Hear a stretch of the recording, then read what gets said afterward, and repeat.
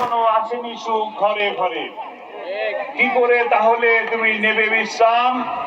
কি হলে তুমি ছেড়ে দেবে সংগ্রাম?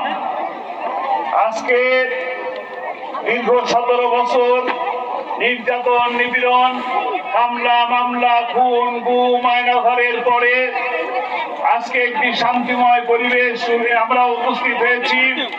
এই সময়ে নির্বাচনের আগে 2008 সালে যারা আমাদেরকে 10 টাকার কেজি চাউল খাওয়ানোর কথা বলে, ঘরে ঘরে চাকরি দেওয়ার কথা বলে, ঘরে ঘরে লাশ পাঠিয়ে 80 টাকার কেজির দর চাউল খাইয়ে আর যারা পালিয়ে গেছে তাদের কথার সাথে, তাদের কণ্ঠের সাথে কণ্ঠ মিলিয়ে, কাঁধে কাঁধ মিলিয়ে আজকে আমরা দেখতে পাচ্ছি তাদের। আপনাদের কাছে আমরা যারা সহজ সরল মনা মানুষ আছি তাদের কাছে ফ্যামিলি কার্ড, কৃষি কার্ড, হেলথ কার্ড দিয়ে প্রলোভন দেখানো হচ্ছে। আমরা 12 তারিখে এই কার্ডের বিরুদ্ধে একটা কার্ড দেখাবো। কি কার্ড? কি কার্ড? দাদা আবার আমাকে বলে ভাড়াটিয়া। আমি কি ভাড়াটিয়া?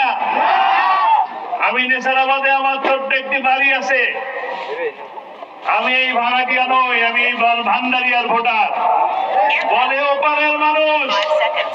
আল্লামা সাঈদী যখন 1996 সালে প্রথম নির্বাচিত এমপি হন, তখন প্রথম দিনের সংসদে তিনি বলেছিলেন বলেশ্বর নদীর উপরে ব্রিজ চাই।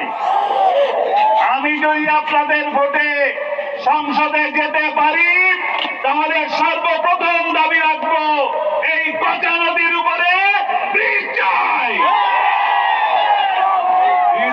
ইনশাআল্লাহ আজকে যদি নেসারাবাদ থেকে নির্বাচিত হয় তাহলে সন্ধ্যা নদীর উপরে ব্রিজ করবো ইনশাআল্লাহ। আমাদেরকে তারা বলে মৌলবাদী। আমাদেরকে কি বলে? এই মাঠেই কেউ যেন বলে গেছে মৌলবাদী। আল্লামা সাঈদীকেও বলেছিল মৌলবাদী। আল্লামা সাঈদী বলেছিলেন আমাদেরকে বলো মৌলবাদী। আমরা হলাম মৌলবাদী আর তোমরা হলো আগামী। যদি বেশি বাড়াবাড়ি করো তাহলে 12 কোটি মুসলমান ভয়ে ভয়ে ঢাকা দেবে, পড়বে মৌলবাদী দিল্লি। কোথায় গিয়েছিল? কোথায় গিয়েছে? আল্লামা সাঈদীর কথা, প্রতিটি কথা, প্রতিটি অক্ষর আজ সত্যে পরিণত হচ্ছে। তাদের কথা একটু সাবধানে বলুন, একটু সম্মানের সাথে বলুন। আমরা জানি আপনার গত 17 বছর কাজ দালালি করে বেঁচেছিলেন। আমরা জানি আপনার নামে কয়টা মামলা আছে। কোথায় ছিলেন? আমি তো দেখেছি মামলার হার। মামলা দেখেছি জমি দখলের মামলা, জালিয়াতির মামলা, আর একজনের সম্পত্তির দখলের মামলা। আমরা মামলা খেয়েছি, জেলে গিয়েছি, জেলের মধ্যে মাসের পর মাস একাকি থাকতে হয়েছে। আজকে শুধু আমার বাবাই মামলায় যান নাই, আমাদের পরিবারের সদস্যরাও মামলায় গিয়েছেন।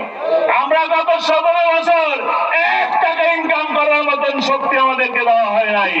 আমাদের ব্যবসা বাণিজ্য, বসার জায়গা, থাকার জায়গা সমস্ত কিছু ছিনিয়ে নেওয়া হয়েছিল।